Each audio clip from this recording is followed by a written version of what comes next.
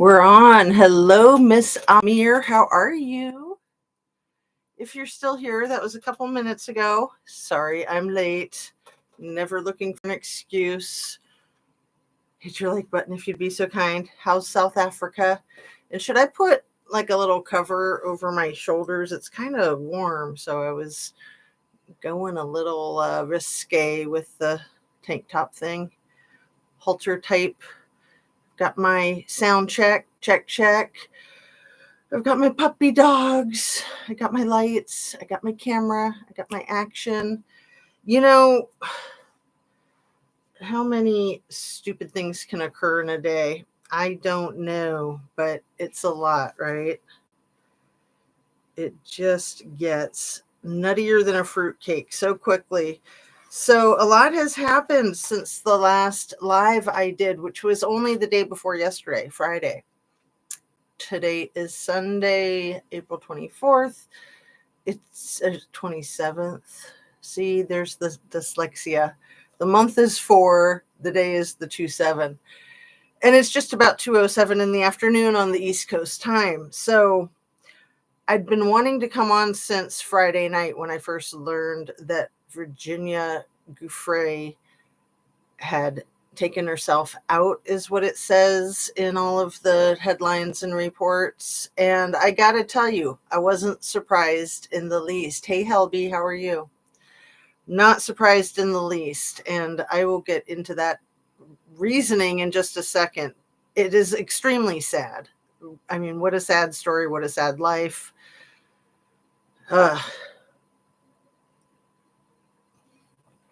What a sad state of affairs and a sad state of gaslighting we have, not only here in our country, but globally. It's absolutely effing shenanigans. So please make sure that you're still subscribed. If you are indeed subscribed, and if you're not, consider just doing it. It is no commitment and it's free. Share a video of mine with somebody that you think might like my channel. Turn on your notification bell to ring. Everything I say is simply my opinion for the sake of hoping to start a conversation and open up a discussion and learn something. All these videos that I make are for YouTube, and it's an infotainment platform that is censored, quite frankly. And I'm beginning to think more and more how terrible that is. You know, I'm fine with censoring out certain words because they're triggering for folks. This whole effing thing of Virginia Guiffre, no matter how it is that she passed away, it's going to be extremely triggering for all of the other victims, many of which have stepped forward and have spoken their truth and will continue to step forward and speak their truth. So I'm glad for that. And I think that we're going to see a lot more of it. I was already thinking that, which was why I had been doing some deep diving into the whole Ghislaine and Jeffrey and Donnie. And I want to say Donnie and Marie, you know, add some lightheartedness, and Virginia and all the other victims. So nobody knows the names of most of the victims. There's Maria Farmer and her little sister, Annie Farmer, who used their names right away, I think. There's one named Sarah Ransom, who initially went by Jane Doe. A lot of them went by Jane Doe. A lot of them were directly threatened by Ghislaine for short, and I would imagine others. But nobody needs to be directly threatened to know that their life is going to be in danger if they discuss these things publicly. So Sarah Ransom is very brave. She was already in her 20s when the abuse started. So she wasn't given a lot of spotlight because they really tried to focus on the underage victims. I think because that's an easier case to prove the maliciousness and the crimes. With somebody of the age of consent, you can try to say, oh, well, they consented to it. Sarah Ransom was abused for many years, and she published a book a few years ago I really want to read her book. I only just learned about her book today. And let me tell you the title of the book, because the title is interesting. So let's see.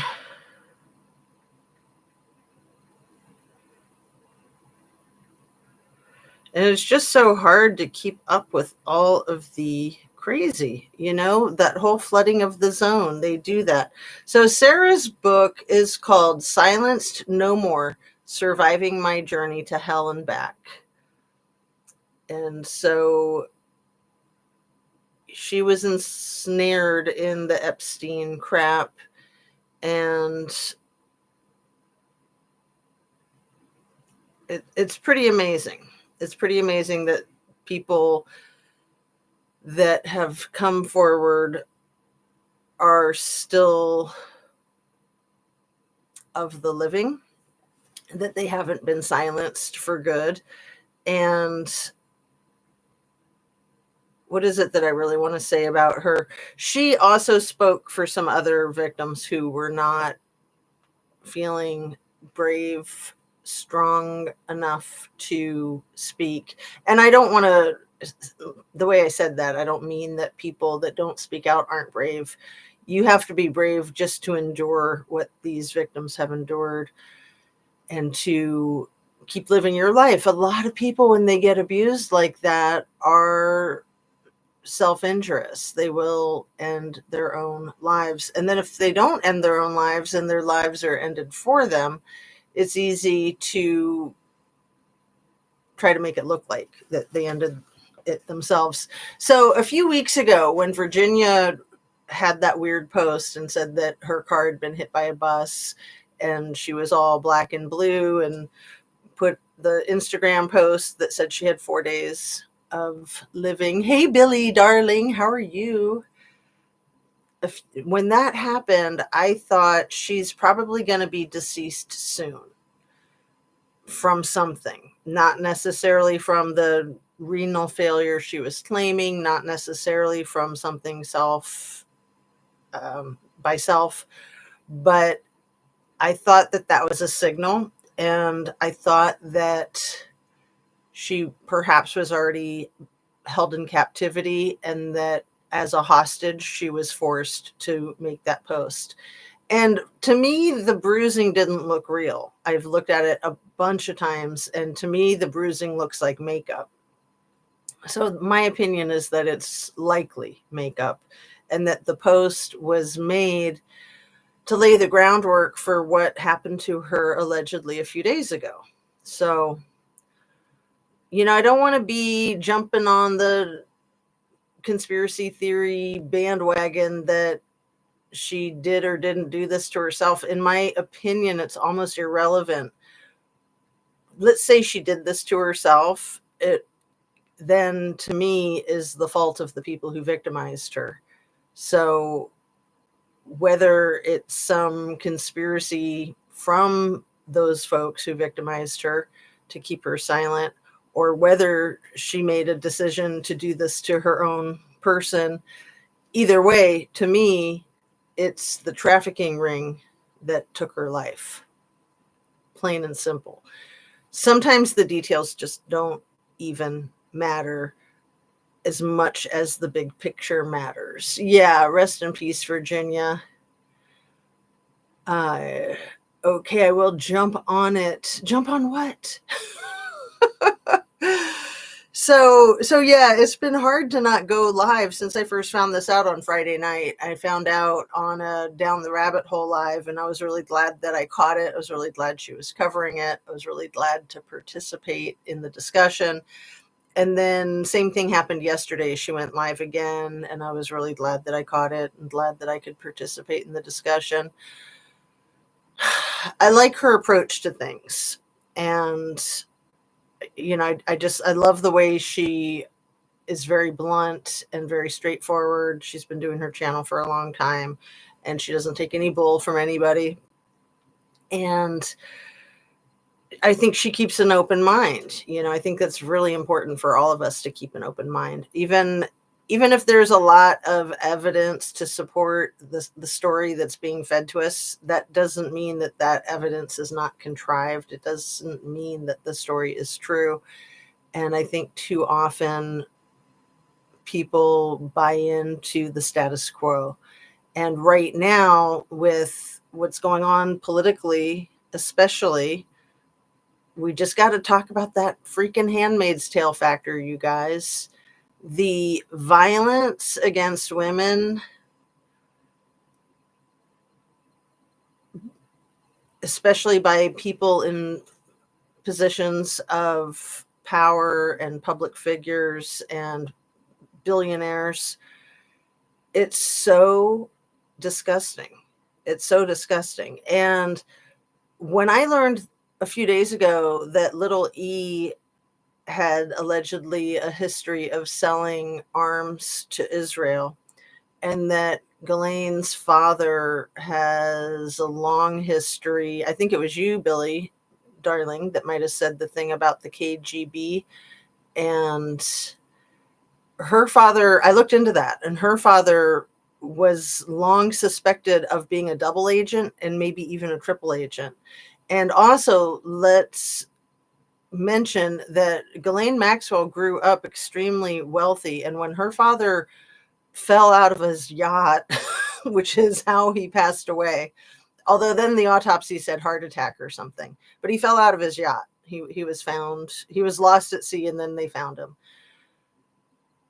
And he had screwed over many, many people, and he was not wealthy when he died. He left his whole family in debt, so beyond flat broke. And that's when Ghislaine hooked up with little E, who could support her habitual lifestyle of being a little spoiled brat. And she did everything she could to try to get him to marry her. She literally thought that little E was going to marry her. That's why she fed him all these young girls. She thought, whatever he wants, I'll give him, and then he'll marry me.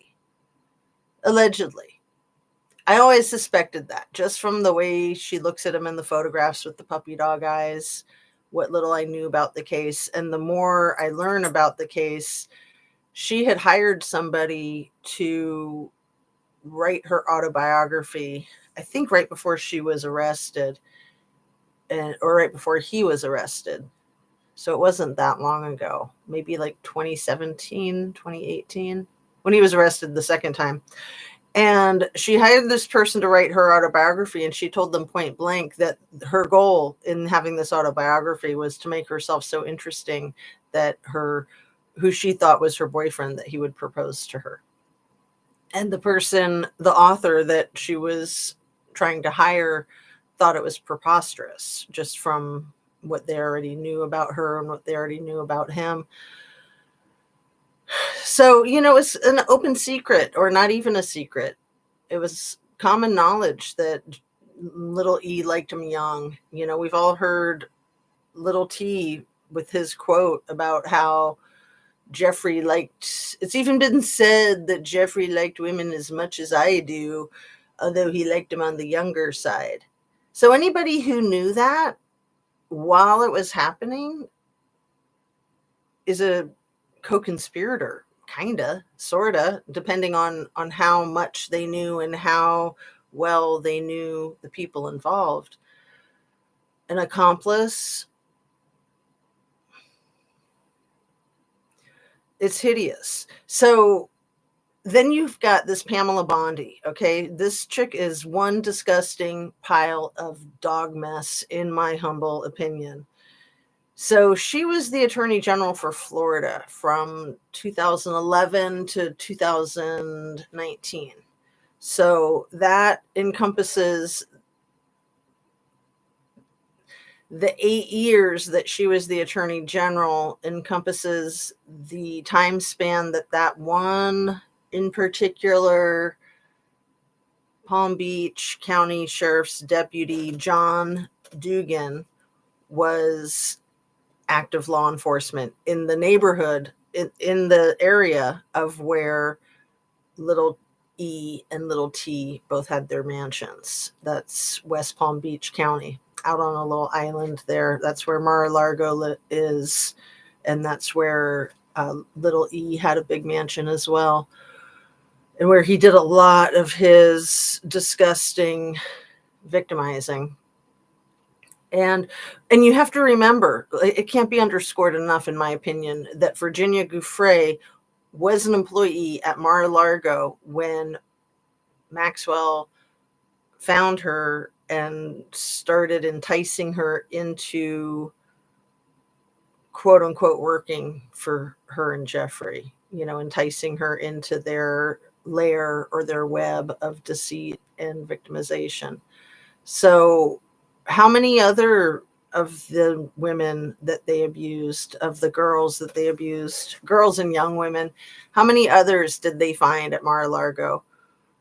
Another one of their hunting grounds were art schools. So the art school that Maria Farmer went to in New York City was very prestigious, and little E was on the board of directors for that school. So, they would get themselves into the dynamics that they would have was with young people who were dependent on them for career opportunities. And that's how they would leverage themselves into these young girls' lives. It was really, really masterfully thought out and put together. It wasn't just a bunch of bumbling fools tripping over their own feet or genitalia, right? They hurt so many people. And Virginia, I think she was in her early 40s. I've seen 41. I've also seen 44. Her abuse started when she was 16 or 16, I believe, maybe 17. I think 17 is when she met Prince Andrew, but the relationship with Maxwell and little E started when she was 16. So that's her entire adult life has been spent trying to get justice, fearing for her life, and trying to move on with her life. Hello there, Granny Annie. Anna said it. Thank you, Billy, darling. And yeah, I can't really highlight the chat. I need to take my laptop in to get the cursor to work, and it's just so frustrating that it's just touch screen and it's easy to like touch the wrong thing or it just doesn't work. It's just not sensitive enough. Your fingertips aren't warm enough or something. I don't know. So I wish I could highlight the comments, but I'm just going to read what we've got here. Hello from Vegas, Granny Annie, and goodbye. Thanks for coming in. And yeah. So this whole thing with this administration, and I'm sure it was sweet of Granny Annie to come in and say hi, and I would imagine that's probably why she left, because we have very opposing views, I think, and that's fine. I mean, I know there's people with opposing views. It's been a week since Easter, and that whole Easter egg roll White House television episode was so bizarre. Have you guys seen the parts of it? Like, you've probably seen the part where Heg's breath was embarrassing himself and his kids, getting really hyper vigilant with a newscaster in an interview right there at the Easter egg roll in front of the Easter bunny and everything, and his poor kids. Like, that was really sad. And then it was almost just as sad to see our El Presidente up on a little balcony with the Easter bunny and his current wife, baby mama number 3. And the weird things that he was saying to people. Like, he really is like a cult leader, in my opinion. One of the things he said, and I don't know how many people caught it, is he was talking about how the reason why you see the numbers that you've been seeing lately, it's very bizarre. I almost want to find it and play it for you. Let's see if I can real quick so you know what I'm talking about if you don't already know.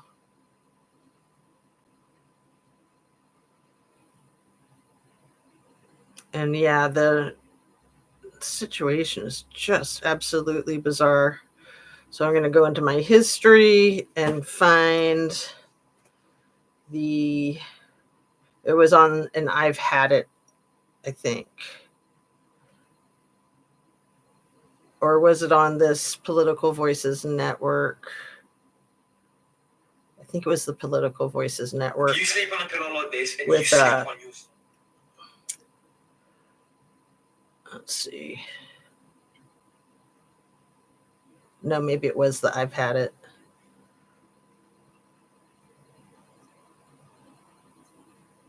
Yeah, here it is. Sunday, it was like they went to church, and it was just, we're fine because we're these big Christians. All right, now let's jump over to the manosphere.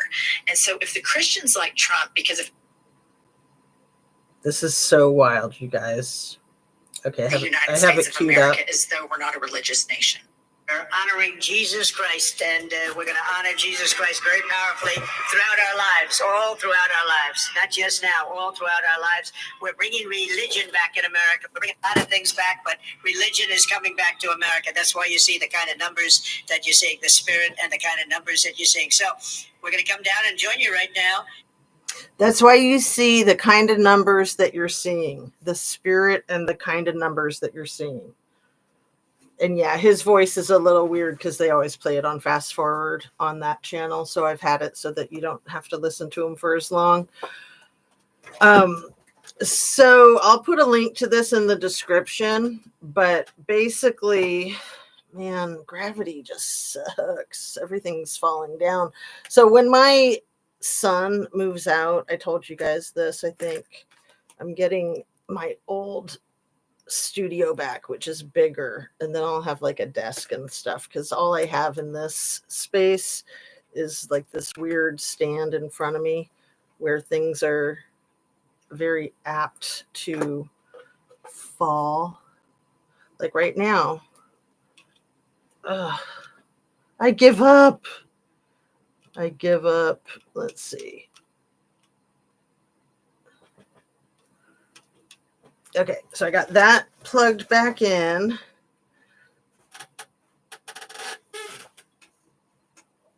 Stupid freaking gravity, stop messing with me.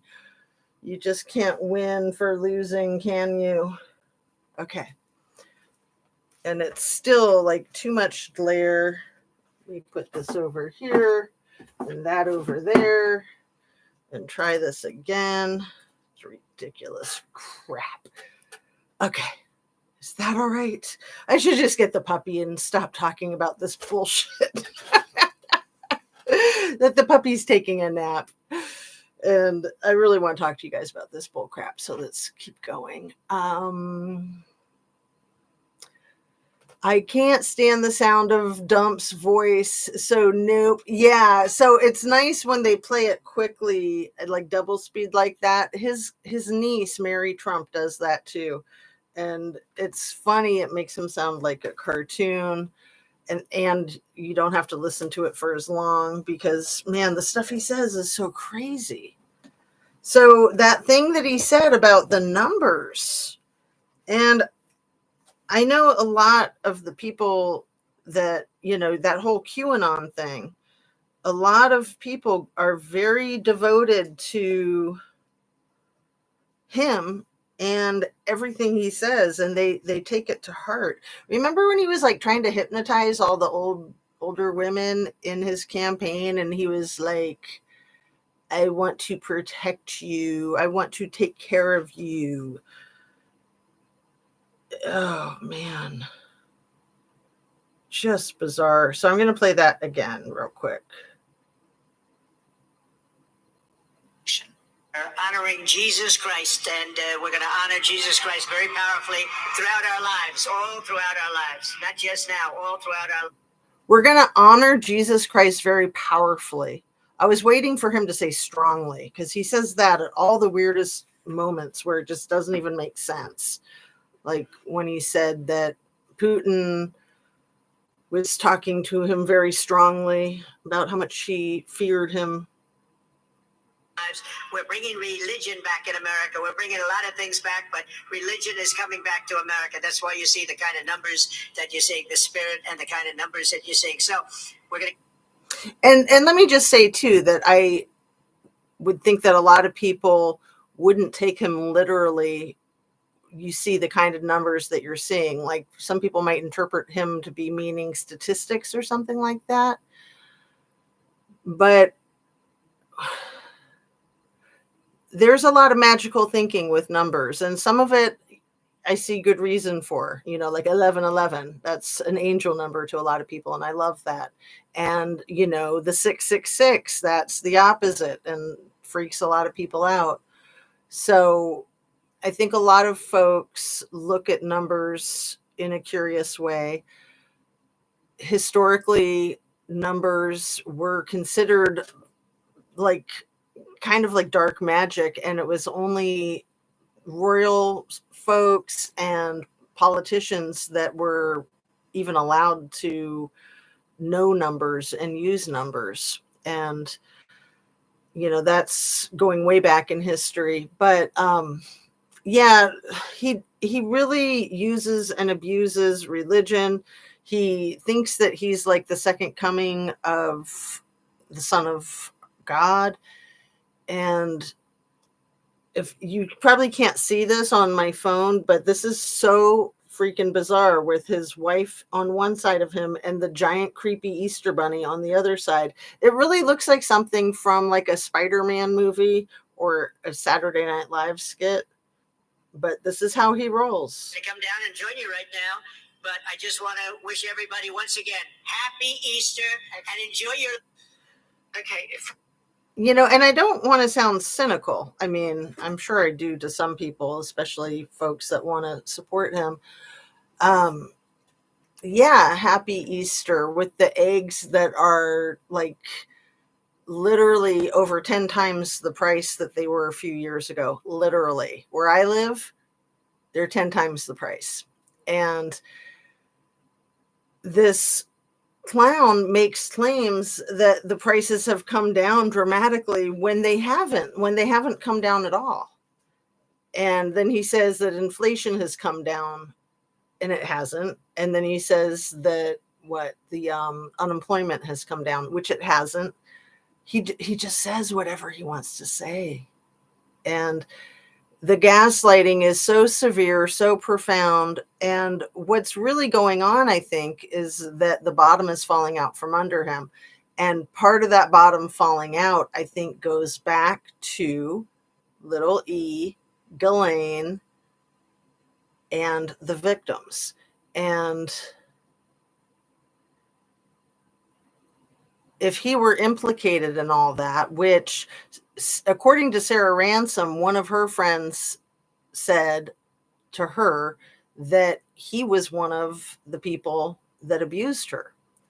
And Bill Clinton, she named them both. And that person didn't come forward and start talking about their victimization until the 2016 election, seeing both of the candidates, Bill Clinton's wife and the other party, being the primary candidates for the presidential election, was extremely triggering, if you can even imagine. And I want to add also that a lot of the things that Sarah Ransom has said that are so outrageous and outlandish and dangerous, that she's retracted a lot of those statements, or she's tried to anyway. And it's crazy enough to step forward with these claims. I'm not saying she's crazy. I'm saying that the information is crazy. it's almost like you'd have to retract it in order to stay alive. Like, let's talk about Ivana. Ivana claimed that her husband, before their divorce was final, but when they were estranged, that he assaulted her, that he raped her. She wrote that in her book, I believe. I know she said it for sure. And then she retracted it. She retracted it. She retracted it. She retracted it. She tried to retract it, but it was already out there. She'd already said it. And then she fell down a giant flight of stairs on July 14th of 2022. And you put all of these things together. July 14th of 2022. No. Hers was 20. Yeah, it was 2022. Holy crap.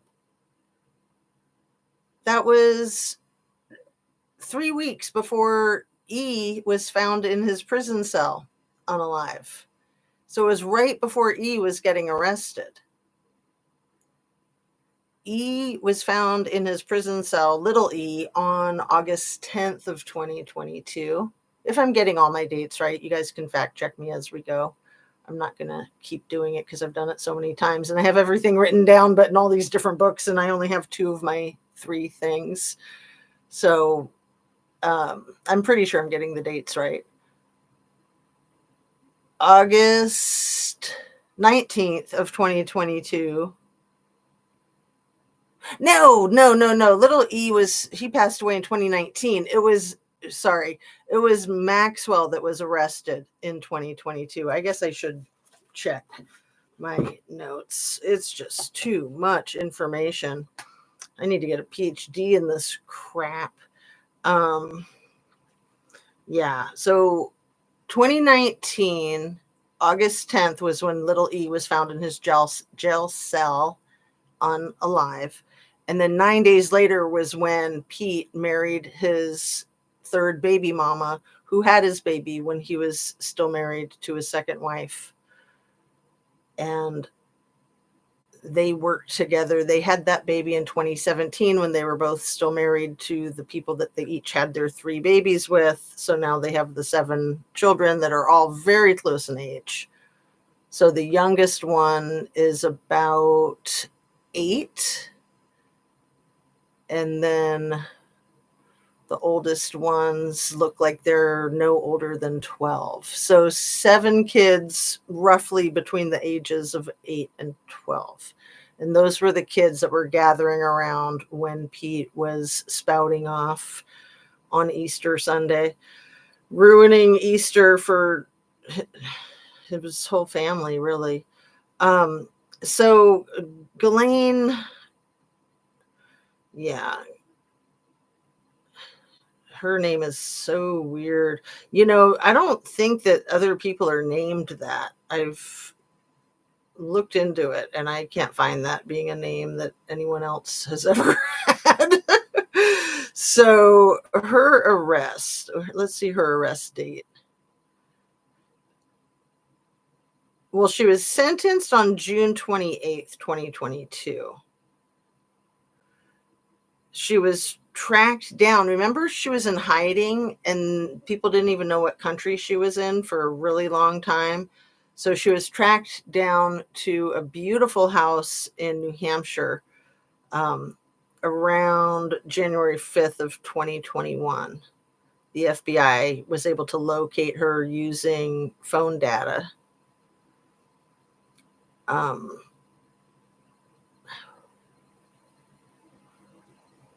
So yeah, she was sentenced 20 years in prison on June 28th, 2022. But it seems that she is hoping to get a pardon from our current president. And I remember when our current president was asked if he knew about her getting arrested and if he had any thoughts on it. And he just said, "I wish her well." I wish her well. A really weird thing to say about somebody that is accused of hurting children habitually at a horrific level. I wish her well. But I've thought all along, and I think so right now, I think this is a really active thing going through El Presidente's psyche, is that he knows that somebody like Virginia Guiffre or Ghislaine could destroy him in the blink of an eye by letting the cat out of the bag.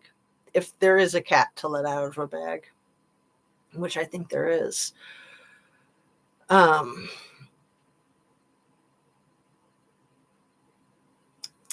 Brandy says, it's been a while. It's nice to hop on and catch up on the channel. I love to watch the channels. I love to watch. Hello, Brandy. And Karen Hunt says, great to see you. It has been a while. Brandy Karen, good to see you. Yes. It's nice to meet up. I knew I'd get some new folks or not regular folks coming on a live on a Sunday afternoon, since I don't usually do my lives on the weekends. I usually do them on the weekdays. And so it's always interesting to see who shows up. So, yeah. The timelines of these cases, the little E case and the Maxwell case, and what has been going on the political scene, I find it all very relevant to each other, very relevant. And then, we've had so much drama in the White House with the big E, the Tesla owner, CEO of Tesla. He's been so dramatic. So I want to make an accusation here, you guys, that I'm surprised nobody has made. And maybe different channels have made an accusation like this, and I've just missed it. That's entirely possible. I do a lot of sleuthing, but I can't catch everything. All of the monies that Doge claimed that they found, they said they found this bazillion dollars and that bazillion dollars, and they were documenting it on their website. And then Tesla lost over $100 billion this year alone, 5 months in. And 4 months, because it didn't start plummeting until the inauguration day, when the big E made his brilliant move of throwing his heart out to everybody. I won't do it, but you know what I'm talking about. Throwing his heart out to everybody in a very Adolf-y kind of way. And nothing's been the same for him since. And he just can't figure it out. He's like, why do people hate me? And it's like, dude, it's pretty direct and pretty straightforward. Like, you don't need to keep banging your head against a brick wall trying to figure it out. It's really easy. It's really straightforward. And no, nobody's had to hire people to hate you or hire people to vandalize the vehicles that have the Tesla thing on them. And I don't condone that. The firebombing of the dealerships and such, I don't condone any of that. But I don't think that people have worked together. I think that that's been a lot of separate individuals that have been really upset. I don't think anybody's paying anybody. I think that's crazy. I think that's the kind of stuff that the radical right-wingers do, pay people to do crazy stuff. And so they think that the other side is doing that, or they at least accuse the other side of doing that. Maybe they don't even believe it. I mean, I don't trust that these people are speaking the truth, that they actually believe that. They're just making those accusations. Again, it's just the gaslighting. It's every single gaslighter that I've ever known in real life accuses other people of doing the exact things that they're doing. And they try to make their victims feel very vulnerable, and then they say, oh, well, you need me because I will protect you from the evil forces out there, when they are the evil forces out there. Seriously, you guys. I mean, anyone who's known a narcissist gaslighter knows exactly what I'm talking about. It's very, very, very typical. So with the big E getting into arguments, maybe physical brawls, and really he's under a lot of pressure. But what I was starting to say, and I'm going to say it, is that as all of that money is nowhere to be found, the super wealthy guy who's always strapped for cash but is worth bazillions online or on paper, so to speak, while he's losing over $100 billion, billions of dollars are missing from the Doge funds. And then he goes into hiding. Very curious. You get what I'm saying? I think he stole the money. I literally think he stole the money. Initially, when this whole thing started with Doge, I knew that they were trying to steal money from these government pots to line their own pockets, to, do their own contracts and all of that. But I didn't think that they were going to directly take it and put it right into their own pockets. I thought that there was going to be like a bureaucracy around it. And then I think things got crazy. And whenever the big E needs money, he has to go to the bank and get a loan. I mean, maybe he doesn't have to, but that's what he does. That's how he rolls. So here he's lost over $100 billion with the Tesla stock plummeting, just with the Tesla stock alone, not to mention Starlink and all his other businesses. And then all these billions of dollars are missing out of the funds that Doge had claimed that they had saved. And maybe it was a big fat lie to begin with. Either way, the whole thing is just a poop fest. I mean, it's just a whole bunch of cray-cray. Yeah. So do I have any more coffee to drink and get my brain kick started some more?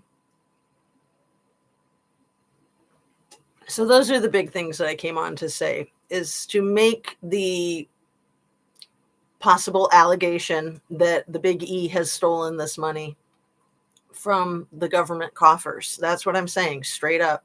I believe that there's a very strong probability that the big E has stolen billions of dollars from tax money, from the government, from the public, from our country. That's what I'm thinking is going on here. And then the other big thing I came on to say is about poor Virginia. And yes, may she rest in peace. And may all of the other victims, all the other survivors that are, I'm sure, being massively triggered, let them be protected. Let them have the strength to step forward, because you would think that a lot of them would be triggered and compelled to speak their truth some more. They're already in enough danger. They've already been through enough danger. It's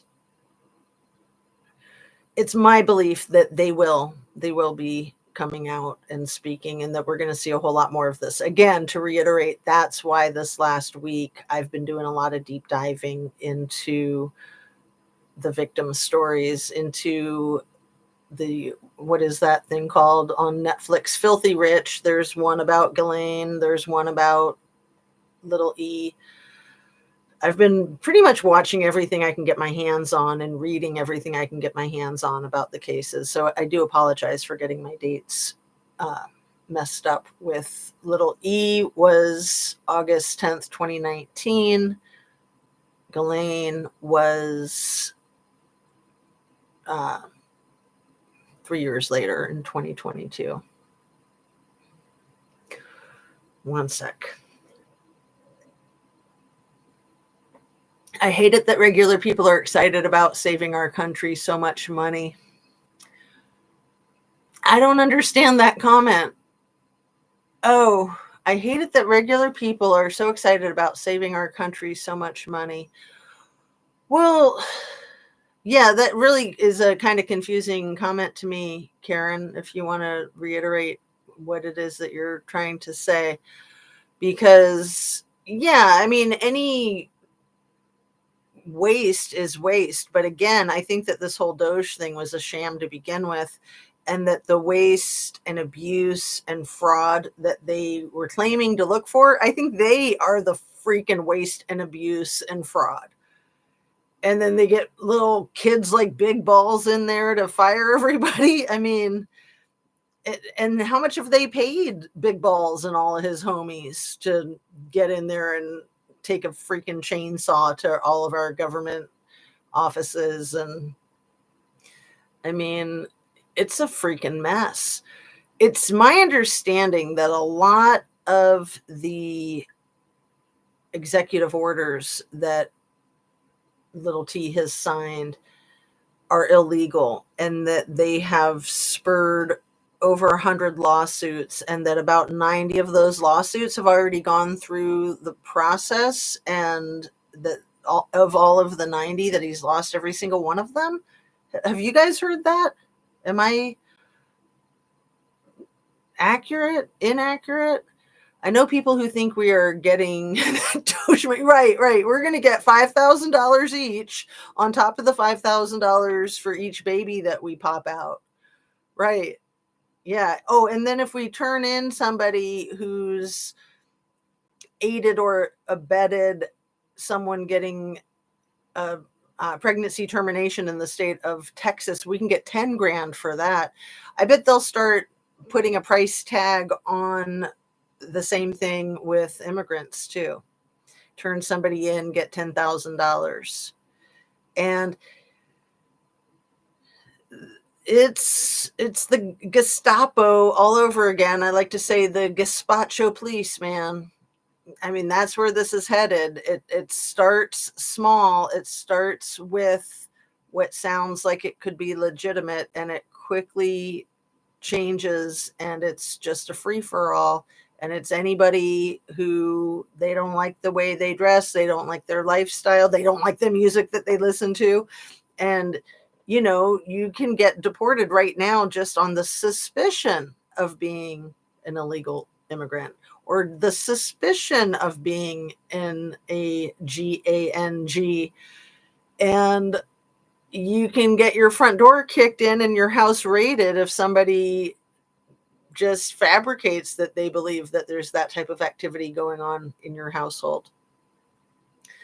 It's effing crazy, and it needs to stop.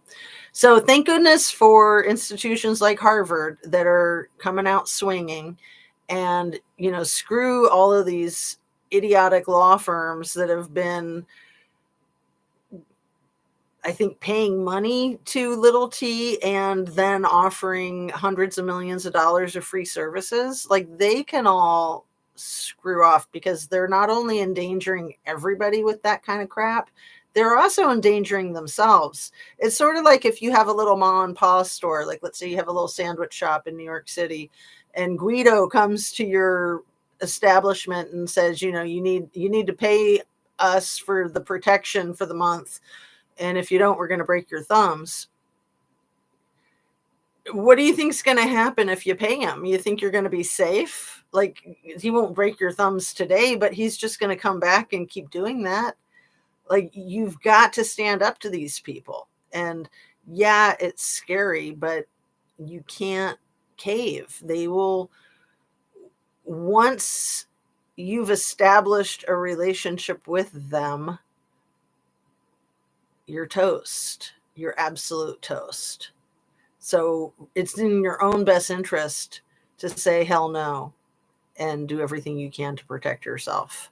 It's in your own best interest. And right now, oh my goodness, let me get to this point that I had only just heard about right before I came on. So I need to double, triple, quadruple check and make sure it's accurate.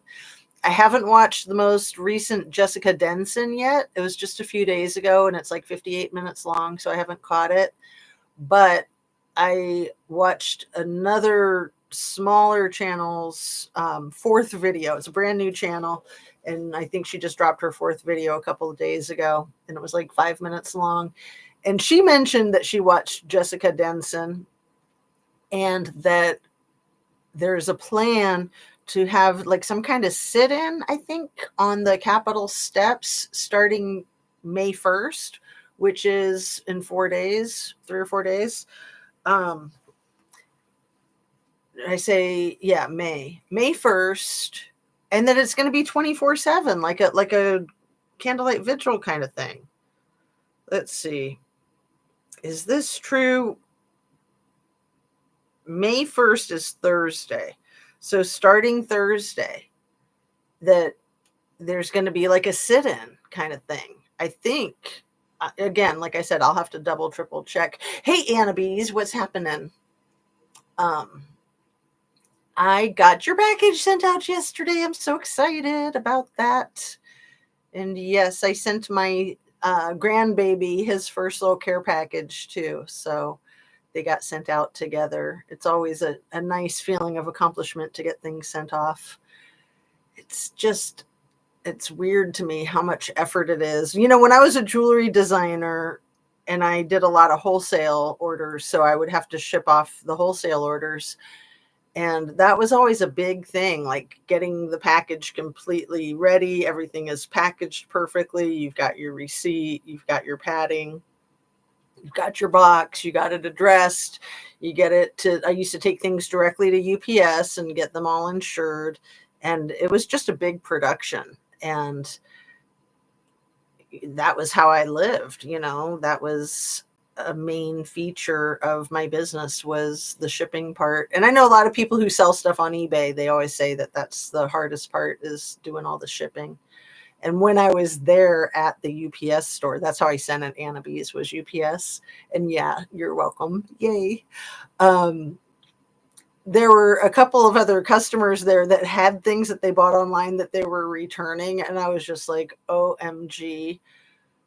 Like, I don't order stuff online. And that would be one of the reasons. I don't even like returning things to stores. It's such a hassle. I can't imagine having to return things via online. What a drag. What an absolute drag. And it was weird. Like they brought things in, like not in the box. And then the UPS people boxed them up. Like, I don't know if that's like a requirement so that it can be verified that that is what's in the box. I have no idea. Because like I said, I just don't buy things online. I hate returning things too. I know, I absolutely hate it, you know, because like you have the receipt, you have the item, and then you get into the store and it's like, where is the receipt? Oh, dang. I sometimes just don't even do it. I remember once I had like the bag with the product and the receipt hanging by my front door for like 6 months or something before I finally probably donated it. I don't know. I don't think I threw it away, but I don't remember what I did with it. I was just like, I can't believe I never did take this. Having the receipt and the product right there in the bag by the door, and I still never got around to it. So, yeah. It's annoying AF, isn't it? Or like you take it in on the 15th day and it's like a 14-day window, then you missed it by a day. And a lot of times I think retailers don't even care, like they won't pay attention to that. But the ones that do, the ones that argue with you that you didn't do something right, like that's just the worst. Like I just won't even shop at those places. Even though I don't take things back, if I do take it back, I want it to, you know, the customer's always right. Damn it. Come on. So I'm old school. And then if you shop at a place like Costco, they take everything back without a receipt, but they have a record of everything you've bought on your account. So if it was given to you, purchased by somebody else's account, they don't care. And a lot of the stores these days, they have that ability if you bought it with a credit card to look it up. If you buy it with cash, then maybe they can't. But still, customer's always right, unless they're just being like a Fruit Loop. That's how you get a successful business, is by customer loyalty, not by like, you know, just one deal. when I had my jewelry designing business, I guaranteed everything that I made. I guaranteed it for life, Annabees. So just so you know that the bracelet is on like an elastic cord. And I never used to do things with elastic cording because you have to like tie knots and burn it. Let me see if you can see where I tied the knot and burned it. It's really tricky. So even though they stick out and they scratch, don't mess with them, because if you mess with them, the whole thing can come undone. I wanted to give you that warning. And yeah, I've never sold anything with the elastic cording because I only started doing the elastic cording things recently. Since I don't sell stuff, I thought there's not really a risk because I don't care if, you know, I mean, I know that when I would have jewelry that other people made on elastic cords, it seems like it always comes undone, which is how I got started in making my own, is because I was fixing my own. And it is fun. Bracelets are great. And I don't like the bangles that are all stiff. I like them to be more flexible. Yeah, don't mess with it. I just wanted to tell you that because the nubs do stick out a little bit, and I didn't know how people would make it so that that freaking elastic cord doesn't come undone, because no matter what you do, it comes undone. So you tie it in knots. For anyone who wants to make or repair a bracelet like that, you have to tie it in knots and super glue it and burn the edges, the ends. And then when you burn the ends, you have to be really careful, because even if you don't burn it all the way down, it can sometimes make the whole thing come undone because it's hot, and the heat just makes the glue and the knot come undone. So that's why I have to have the little nubs sticking out like that, the way I figured out how to do it. But yeah, I used to think it was just knots. I was like, how do people get to the knots to stay? It's super glue and fire and knots. So tripling up. Oh, I carry the chakra rock in my pocket at work to protect me. Oh, cool. And then it can be like a worry stone too. That is so sweet. And how's your knee, my dear? Yeah, I know. I was thinking of that Roku rock yesterday because that was the last thing I sent you. So yeah, for people who don't know, Anna Bees is like so loyal on in my chat and viewing that she wins a lot of the things, a lot of the giveaways that I do. And sometimes I'm planning a giveaway and then she's the only one in the chat. So I'm like, well, it's you, baby. And yeah, when I do my giveaways, it's always random and I don't know like when I'm going to do it or how I'm going to do it. And I used to do them pretty regularly, and then I kind of got out of the habit, and now I've been back on to doing them again. So I'm thinking maybe I should do a giveaway right now. What do you guys think? So let me grab the bracelet that I'm eyeing. And I didn't make this one, but it's really cool. So let me grab it.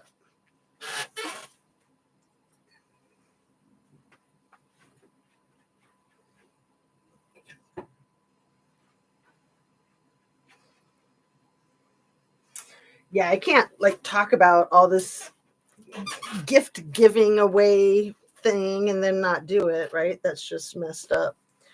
So let me set this stuff down where it hopefully won't fall. So this is the bracelet. And again, I did not make this, and I pretty much only give away stuff that I made. But isn't this beautiful? It's, I think, lava beads, the black ones on the sides, and then different,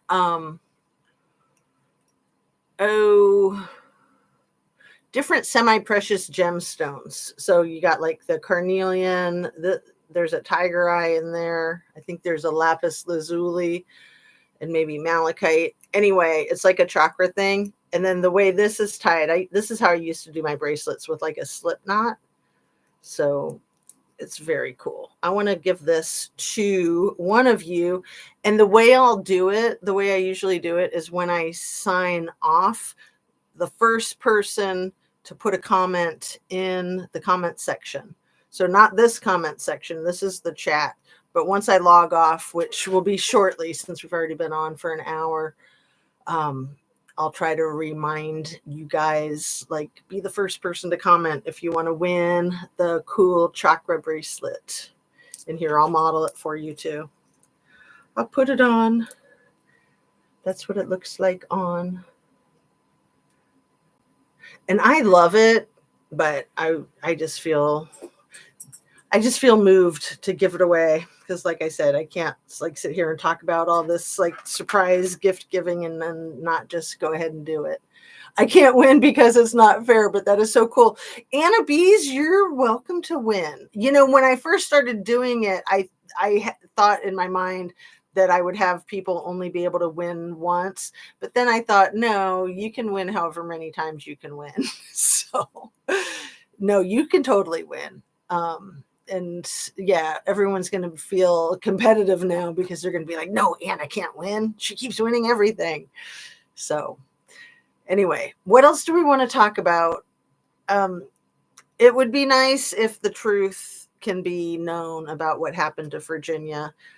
I cannot trust what the headlines say. I cannot trust even what her family says, because in situations like that, when someone is being threatened by the mob, the whole family is threatened. And I'm just using the mob loosely, but the whole family is threatened, and you have to cover for them or you're next. So just because her family is putting forward the statement that she did this to herself, even that I find odd, because normally when somebody self-unalives, it's never said that they self-unalived. Like it's just kind of taboo, and it's tacky, and you don't ask. In real life, if you've ever known anybody who's done that, a lot of times it's never mentioned through the whole process of the grieving and the memorial service and the obituary. Sometimes it's even written as such, like succumbed to illness, because it's sort of like succumbing to your depression. But, you know, when people pass away from whatever it is, like cancer or auto accident, it's just not, it's not taken for granted that you need to know what caused a person's life to end. That's usually something that families want to keep private. A lot of times it's something that families want to keep private. So for the family to be like blasting it makes me suspicious. It really does. And, you know, I was suspicious right away with the whole freaking story with the bus thing and the photo thing and the renal failure thing, kidney failure.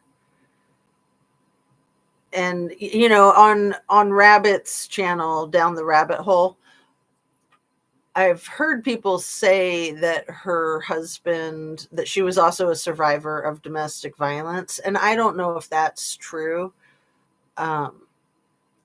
Again, it's not something that is usually put out on blast. So it almost makes me wonder that he's being set up. I don't know. The bruising in the photograph never looked like bruising to me. I mean, it certainly didn't look like anything that would happen in a car accident. If anything, it looked like somebody had hit her, but it looked like it was makeup to make it look like somebody had hit her. And I thought that it was ominous. I thought for sure she was going to be deceased shortly, not necessarily in 4 days and not at all necessarily from kidney failure. I just thought this is the beginning of the end of Virginia. And I wasn't thinking at her own hand. I really pretty much right away thought that she was already being held hostage and that she was forced to create that post. So that's my 2 cents on it. And as for the other thing with my allegation of Big E stealing all those billions of dollars, I stand by my allegation. I definitely stand by my allegation. I mean, these people are thieves. They're absolute thieves. It's insane.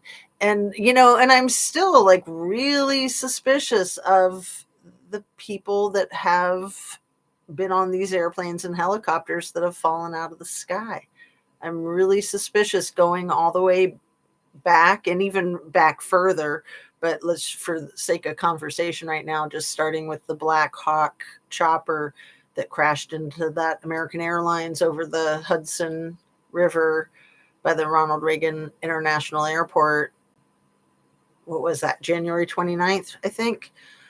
Starting right then, the first time I saw the footage of the crash, I was like, that looks like a hit to me. That looks like a direct hit.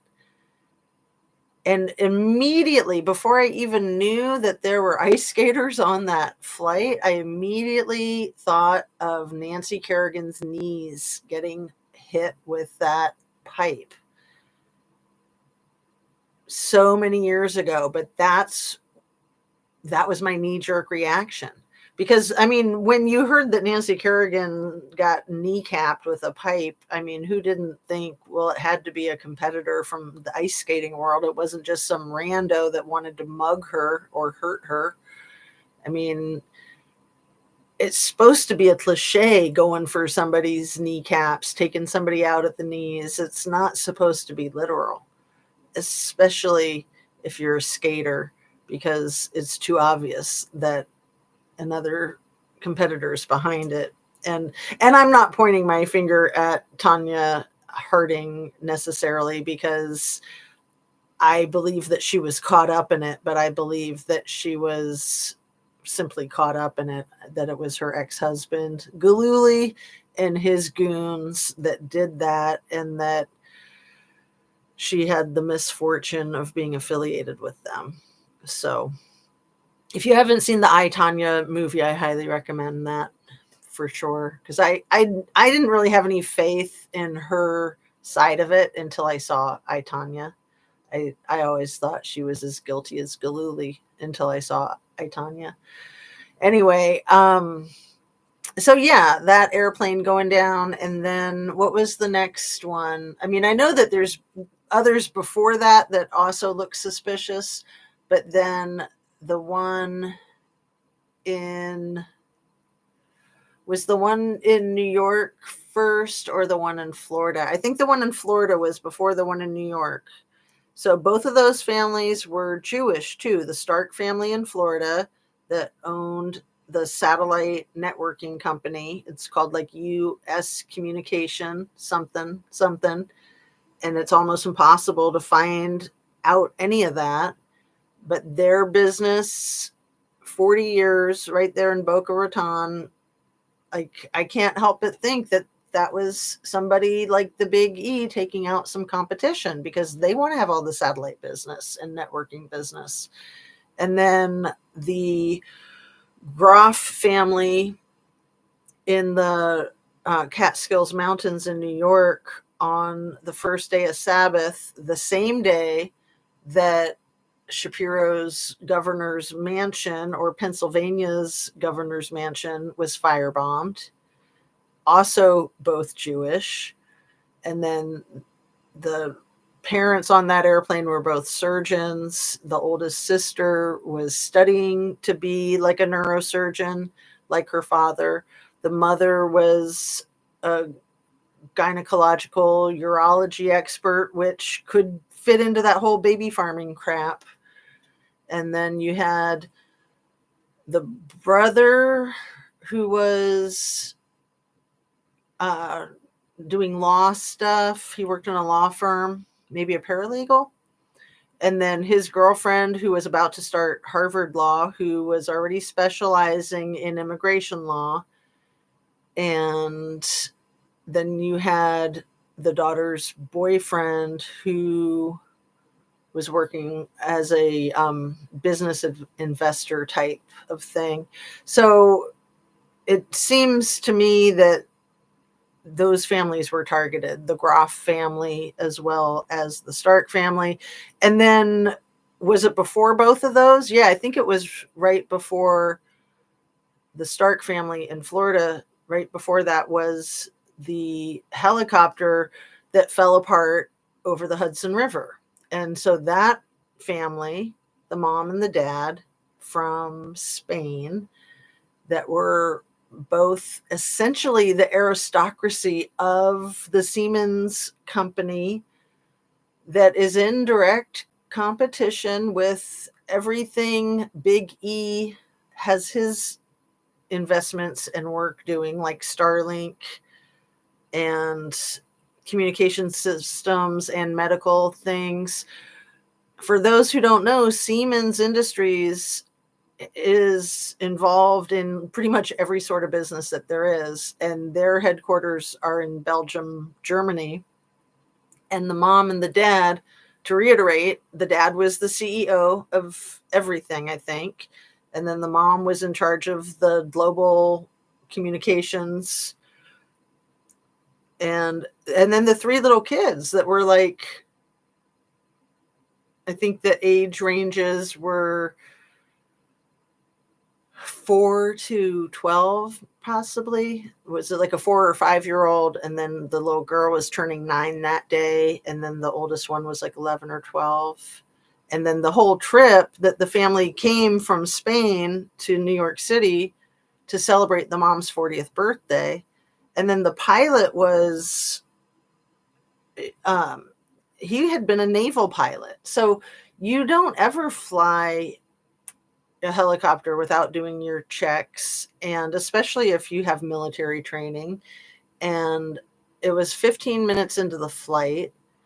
Most accidents happen at takeoff or landing. Like the one in Boca Raton happened at takeoff. The one in the Catskills happened at landing. The one over the Potomac on January 29th, that American Airlines, that was at landing.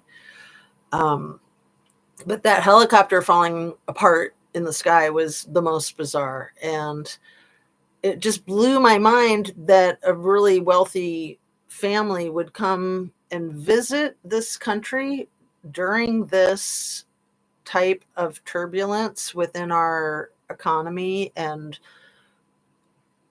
just everything that's going on nationally and internationally.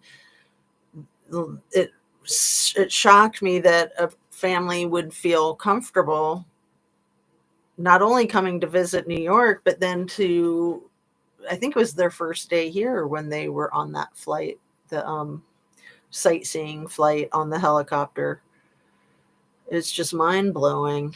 I know that our economy has lost millions of dollars from a lot of Canadians that would normally be tourists in our country that just are not willing to do any kind of business with America or Americans right now. And I can't say that I blame them. And it's not that they think Americans are bad necessarily, but they think that the leadership is bad. And a lot of people, I think, do blame the population for electing the leadership, when personally, I don't think that that leadership was elected. I think that they completely cheated, and that that is what needs to be proven in a court of law, and that they all need to go to jail. Just my 2 cents. So that's that. I'm going to wrap it up, and I'm going to remind everybody the first person in the comments section wins the Chakra bracelet, and I would be just as happy for anybody to win it, including Anna B's. So it's just a reward for being a viewer. I like to give back, because without viewers, I wouldn't really have a channel now, would I? So, talking about Virginia Giuffre. Yeah. Guiffre. So yeah, both you and I, when people say the name, it does sound like Giuffre, but it's Guiffre, I think. Oh, I love you too, Anna. Thank you, honey. So yeah, have a really good Sunday, you guys. I'm going to try to be very regular in my video lives this week. So hoping to be 5 days this week, Monday through Friday, like right around noon or 2 o'clock, somewhere in there. The earlier, the better, I like to say, for many reasons. But yeah, keep on keeping on. Make sure you get your fresh air, your sunshine, your exercise, your water, your fruits and veggies, of course, protein, but veggies I think are the most important. And I also want to let my viewers know that I've been gardening a little bit and it feels so good. I planted a whole bunch of succulents yesterday, and I've been just doing a lot of weeding because I'm a little bit behind in that. And it's so therapeutic. It's very metaphorical, like getting rid of the crap that you don't need in your life, right? The stuff that's dragging you down, dragging your gardening down. So, love and light. And again, just a reminder, first person in the comment section wins, and then just email me your address and then I can get it sent off early this week. All right. Love and light. And thanks for watching. Talk to you soon. Let's see if this will work. It's so funny. There we go. All right. Love and light, you guys.